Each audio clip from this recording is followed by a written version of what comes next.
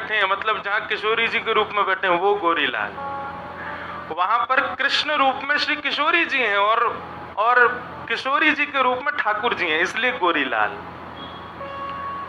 लाल जी गोरी बन करके विराजमान है। अच्छा जी, गोरीलाल केवल गोरीलाल कुंज में ही नहीं है, वृंदावन के सबरे ठाकुर जी गोरीलाल हैं। एक भी ठाकुर, राधारमण जी देखो, जब श्रृंगार करेंगे तो अपने बाम श्रृंगार में अपने शीश पर निश्चित किशोरी जी का स्वरूप धारण करेंगे, चोटी धारण करेंगे। बिहारी जी को जाकर के तो लहंगा फरिया पहनेंगे।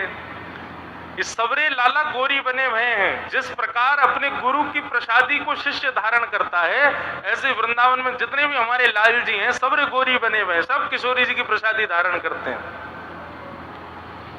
तो गोरी लाल ठाकुर जी, गोरी लाल बिहारी जी, रसिक त्रिवेणी है वहां पर, बहुत सुंदर स्थान है, उस स्थान पर निश्चित जाइएगा।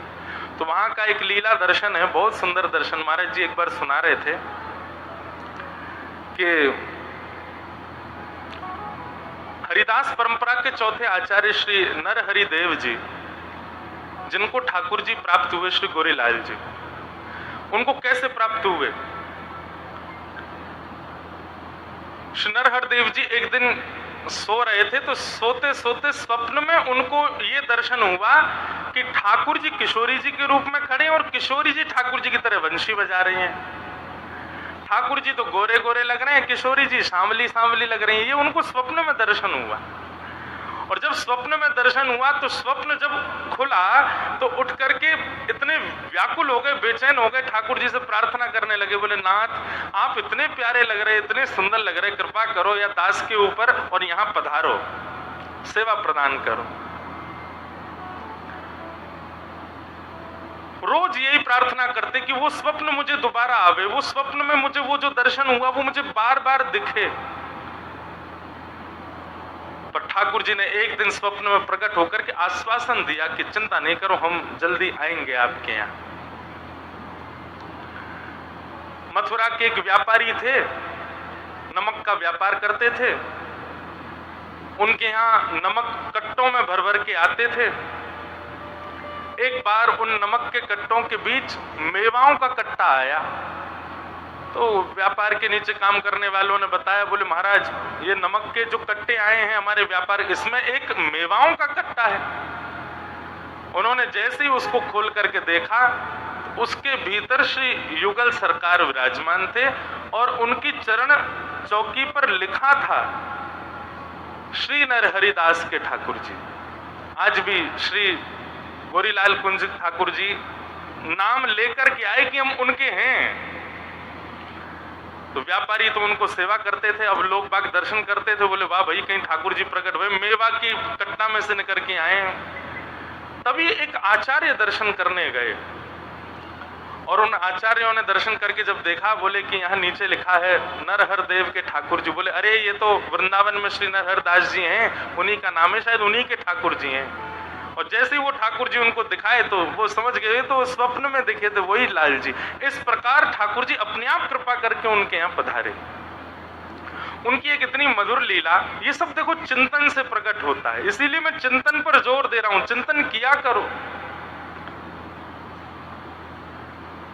ठाकुर जी का श्रृंगार करो, जैसा आप करते हैं अपने ठाकुर जी का नित्य श्रृंगार करो। श्रृंगार करने के बाद भोग पधराओ। भोग पधराने के बाद फिर जितनी देर ठाकुर जी भोग लगा रहे उतनी देर क्या करोगे?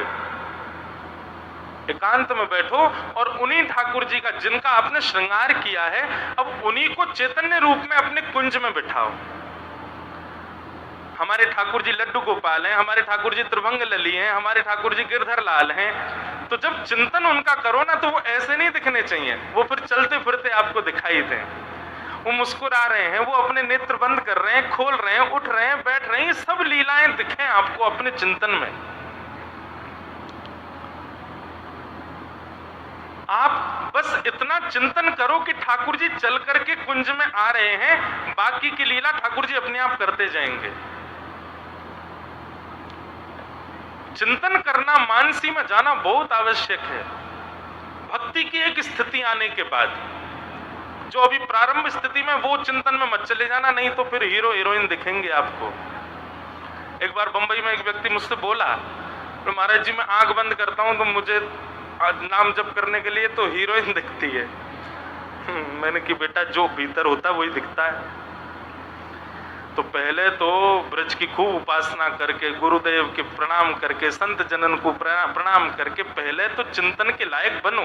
पर यहाँ पर कई वैष्णव बैठे, इसलिए मैं इस विषय को कह रहा हूं कि अब समय है चिंतन में जाने का, अब समय मानसी में जाने का। ठाकुर जी जितनी देर भोग लगाएं आप मानसी में रहो। तो एक बार की लीला कि श्री गोरीलाल बिहारी जी सुबह सुबह मंगला में दूध भोग पधराया गया,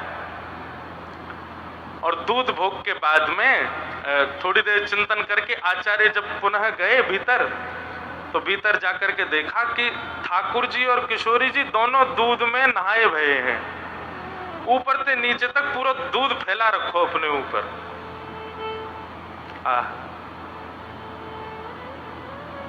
ठाकुर जी नथनी पहनते हैं वहां पे, और किशोरी जी ठाकुर जी के रूप में।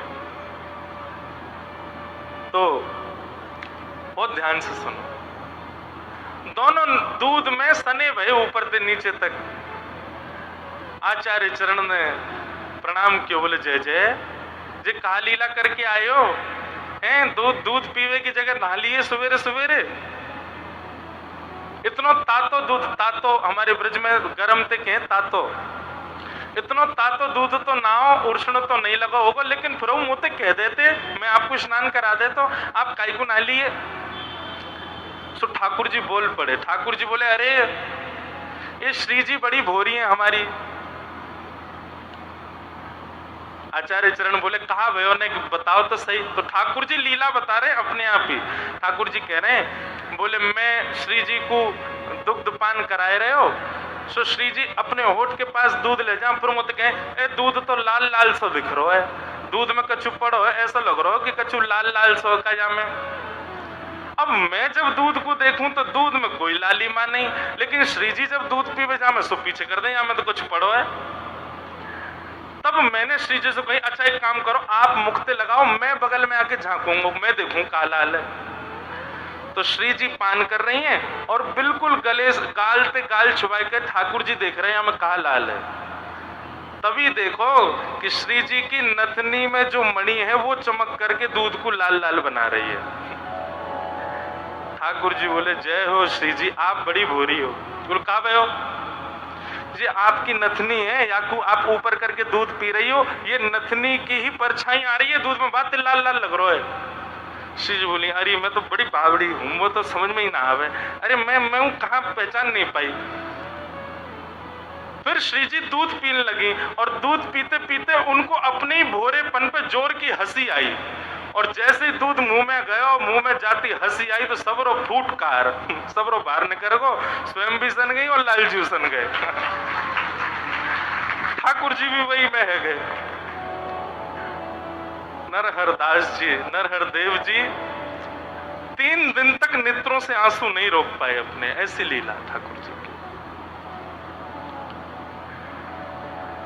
तो भैया चिंतन किया करो, केवल हम अपने ठाकुर जी की सेवा अपने उनके सिंहासन तक करें, उनको कुंज में बिठा दें, उनके सामने नाच लें गा लें, यही तक सीमित मत रखो।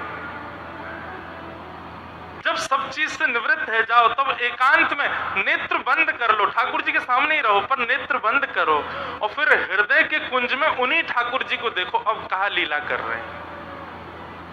एक बार प्रयास करो, 2 बार प्रयास करो, 4 बार प्रयास करो, 20 बार प्रयास करो, कभी तो लीला प्रकट होएगी।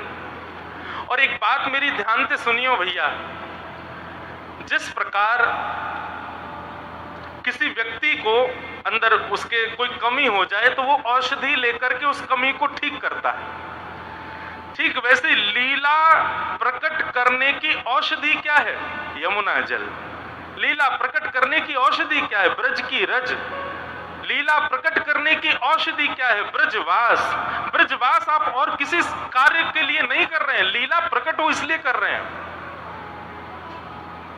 लीला प्रकट करने की औषधि क्या है? श्री गोवर्धन की परिक्रमा। लीला प्रकट करने की औषधि क्या है? संत जनन की प्रसादी पानो।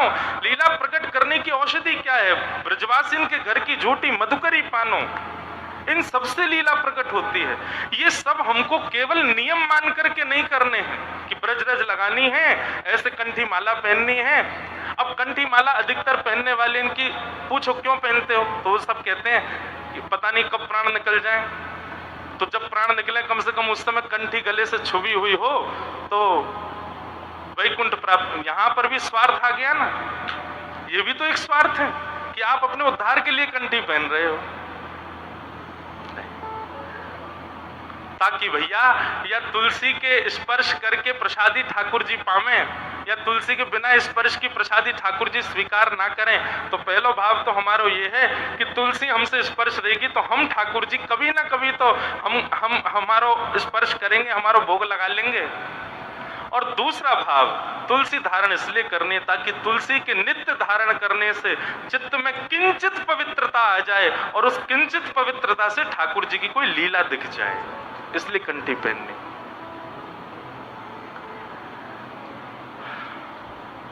चिंतन नित्य करो।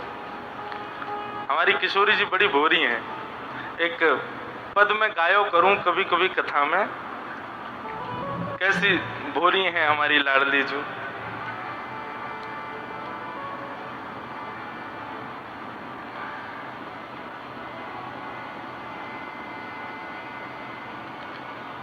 सहज अटपटी बोलनी प्यारी जो की, सहज अटपटी बोलनी प्यारी जो की, सहज अटपटी बोलनी प्यारी जो की, सहज अटपटी बोलनी, सहज अटपटी बोलनी प्यारी जो की, सहज अटपटी बोलनी। हो पिय तुम उर्वस कौन तिय, हो पिय तुम उर्वशी कौन तिय, पहरे नील निचोरनी प्यारी जो की, सहज अटपटी बोलनी प्यारी जो की, सहज अटपटी बोलनी प्यारी जो की, सहज अटपटी बोलनी। हमारी किशोरी जी कितनी भोरी है। सब लोग इधर देखो, यहाँ देखो, कहाँ देख रहे हो? या तो आंख बंद रखो या मुंह को देखो, और दूसरी कहीं जगह आपको देखना नहीं है। सहज अटपटी बोलनी प्यारी जू की। अटपटी मतलब गुस्सा कर रही है किशोरी जी। अच्छा, किशोरी जी पे गुस्सा करवो ना आया आवे, जैसे जाकू जो काम नहीं आवे वो उल्टो सीधो करे, ऐसे ही किशोरी जी है। जब लाल जी पे गुस्सा करें तो गुस्सा करती करती बोलेंगे अच्छा आओ यहाँ पे बैठ जाओ, तो पसीना काहे को आ रहा है? ललता के गुस्सा कर रही हो कि पसीना साफ कर रही हो? गुस्सा में हो, काहे को पसीना न पहुंच रही हो? अच्छा पसीना ना पहुंच रहा, वरना ठीक है दोबारा लगाए दो। किशोरी जी पे आवे ना है गुस्सा कर वो, इसीलिए अटपटी। अटपटी मतलब कभी तो अच्छी भी बोल दें और कभी गुस्सा करवे को केवल प्रयास करे लेकिन आवे ना है उन पे। सहज अटपटी बोलनी। काय बात पे नाराज हैं भैया? बोले आज लाल जी एक नीली नीली मणि पहन करके आए हैं, और वह नीली मणि को देख करके किशोरी जी गुस्सा है रही है। हो पिए तुम उर्वशी कौन तिए, लालन ये आज आपने अपने हृदय में कौन सी गोपी के चित्र से अंकित मणि की माला पहनी है? किशोरी जी कह रही है या मणि में गोपी को चित्र बनो भयो जो तुमने गले में पहन रखी का है, कौन सी गोपी है ये? ठाकुर जी ने अच्छा जे बोले हाँ। अब किशोरी जी गुस्सा कर रही हैं और कहा कह रही हैं, देखो तो सही कैसी गोपी है ये। हम हूते गुण रूप सुंदर, हम हूते गुण रूप गुण सुंदर, हम हूते गुण रूप सुंदर, हम हूते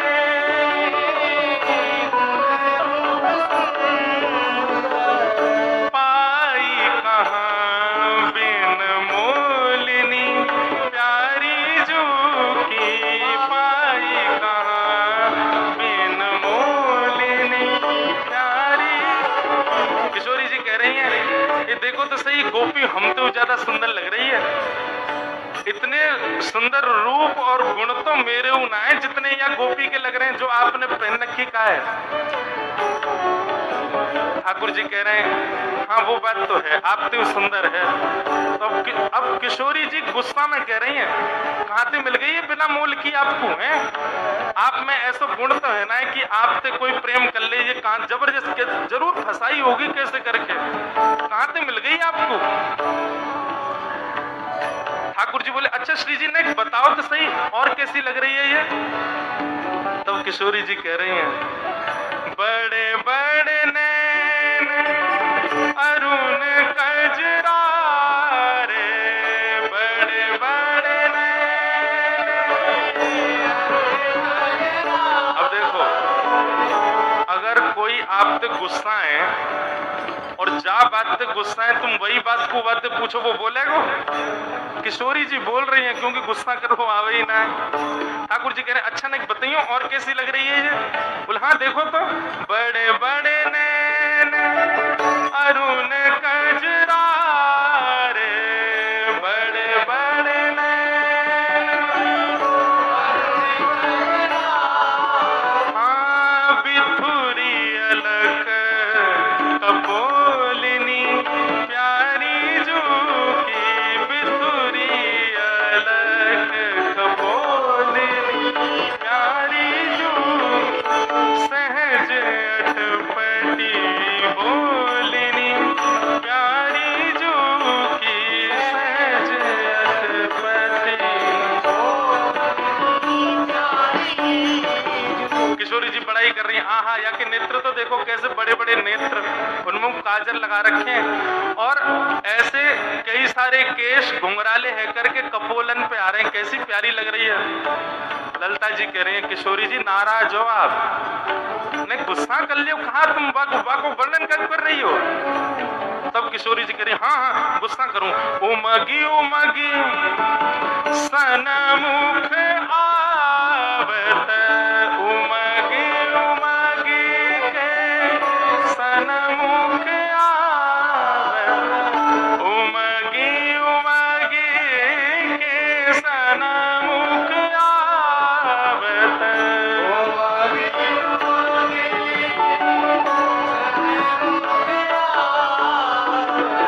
मन भावत कर किलोलिनी प्यारी जो की, मन भावत कर किलोलिनी प्यारी जो, सहज अटपटी बोलिनी प्यारी जो की, सहज अटपटी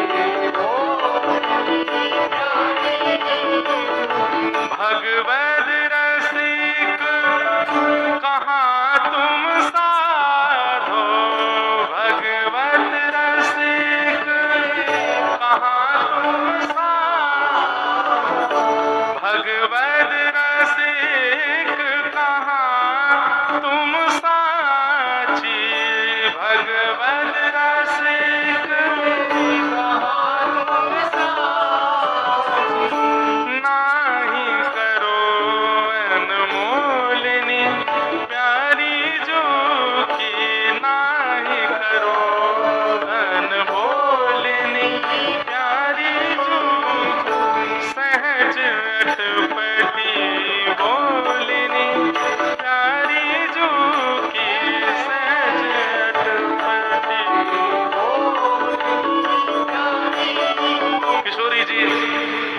के रूप को वर्णन कर रही है। उमग उमग सन्मुख आवत, देखो कैसी मैं जैसे जो या को पास करूं त्यों वो मेरे पास आवे।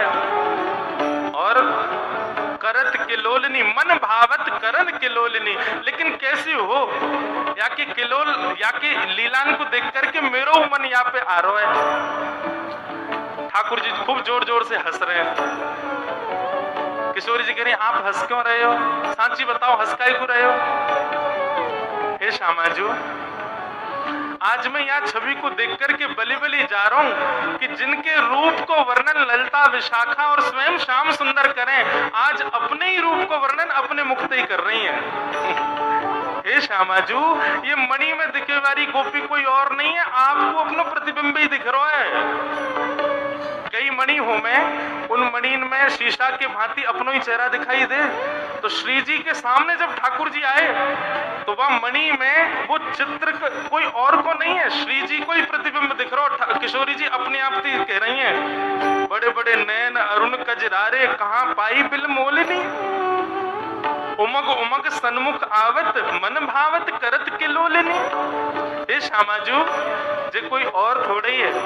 अरे देखो ललिता यहाँ पे आ, ललिता जी पास गई, तू देखियो ललिता जी ने देखो तो ललिता जी को मुख दिखने लगो, विशाखा जी गई तो विशाखा जी को मुख दिखने लगो। किशोरी जी से बोले हे श्यामाजू, आज तो सिद्ध है गयो कि आप कैसी हो, बड़ी भोरी हो, बड़ी सीधी हो, बताओ मणि में अपनो ही मुख देख करके मुझे नाराज है रही हो। अब किशोरी जी को तो ऐसी शर्म आई, महाराज भागी मारते। सहज अटपटी बोलिनी प्यारी जो की, सहज अटपटी सहज अटपटी बोलिनी प्यारी जो की, सहज अटपटी बोलिनी वृषभानु दुलारी की। ऐसी हमारी श्यामा जी। अब ये सब भाव क्या है बंधुओं, ये सब चिंतन के भाव हैं, ये सब मानसी के भाव हैं, ये सब विचार किए हुए भाव हैं।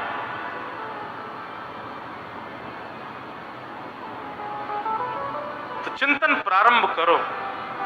ये जितने संशय आपके चित्त में प्रकट होते हैं ना, इस प्रश्न का क्या उत्तर होगा, इसका क्या उत्तर होगा, ये सब आपको स्वयं प्राप्त होंगे। वृंदावन में ब्रजमंडल में जो भी सुंदर दृश्य दिखता है उसको नेत्रों में भर लिया करो, और नेत्रों में भर करके अपने हृदय की कुंज में उसको विराजमान कर लिया करो। कहीं के गिरिराज जी को कोई स्थान प्रिय लगो, वाकु चित्त में विराजमान कर लो। यमुना जी को कोई पुलिन प्रिय लगो, वाकु चित्त में विराजमान कर लो।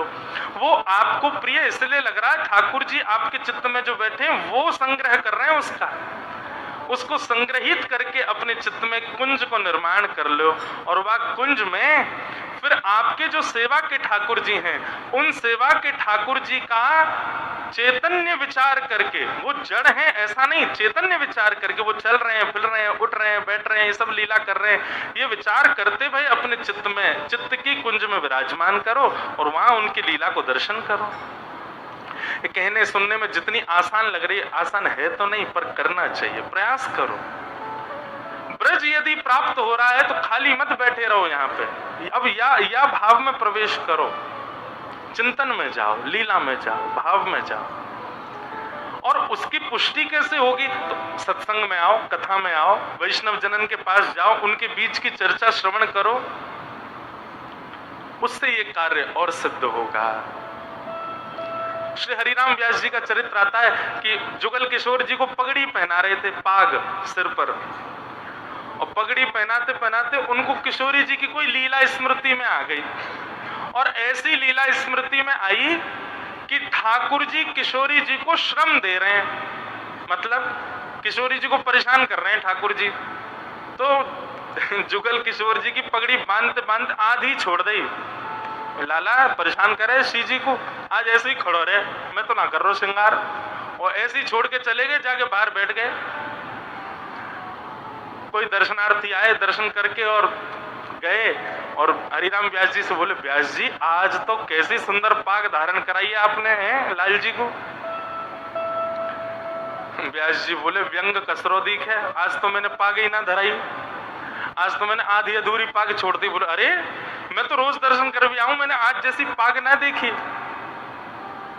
व्यास जी बोले तू बात बना रहा हो, ऐसी कोई बात ना। ना व्यास जी आज तो बहुत ही सुंदर पाग है, वहां पे ऐसे सुंदर मोती माल टंग रही है, ऐसी सुंदर सिरपेच लगाए हुए, वहां पे ऐसा मोर पीछ धारण करो। आहा आज तो जुगल किशोर जी की नजर उतारते उतारते थग्गों में ऐसे सुंदर लग रहे हैं। हरिराम व्यास जी बोले व्यंग ही मार रो दिखे, मैंने तो श्रृंगार किया ही ना आज पूरा। लेकिन वो जब चलो गयो तो फिर हरिराम व्यास जी बोले देखूं तो सही एक बार, और भीतर जाकर के देखे तो महाराज वो तो पाग अधूरी छोड़ के चले गए, पर यहाँ ठाकुर जी ने खूब सुंदर पाग, खूब सुंदर श्रृंगार, खूब सुंदर ऐसा भारी मुकुट धारण किया है। देखते ही संशय नहीं आया मन में कि किसने किया होगा, देखते ही नेत्र बंद हो गए। हरिराम व्यास जी के चित्त में छवि प्रकट हो गई कि ठाकुर जी के अधूरा श्रृंगार में छोड़ के गयो कायकू, क्योंकि आज श्री जी के मन में आ रही मैं श्रृंगार करूं लाल जी को, या मारे मेरे चित्त में ऐसा भाव प्रकट कर दियो कि तुम तो अधूरा ही छोड़ के जाओ। ऐसा मेरे चित्त में भाव प्रकट कर दियो कि लाल जी मुझ को श्रमित कर रहे हैं और वहां से मुझ को क्रोध आया और मैं तो चलो गयो, श्री जी ने आकर के आज ठाकुर जी की पाग बांधी है। ये वृंदावन है भैया, ये ब्रजमंडल है, यहाँ प्रत्यक्षानुभूति नहीं होती है, यहाँ तो हृदयानुभूति होती है। और हृदयानुभूति आज वृंदावन में कोई नहीं कर रहा है, सब लोग प्रत्यक्ष दर्शन की भीड़ में भाग रहे हैं। कम से कम एक जगह से ही पहल शुरू हो जाए, हमारी कथांति शुरू हो, आप लोग भी प्रारंभ करो। अब प्रत्यक्षानुभूति के साथ साथ अब हृदयानुभूति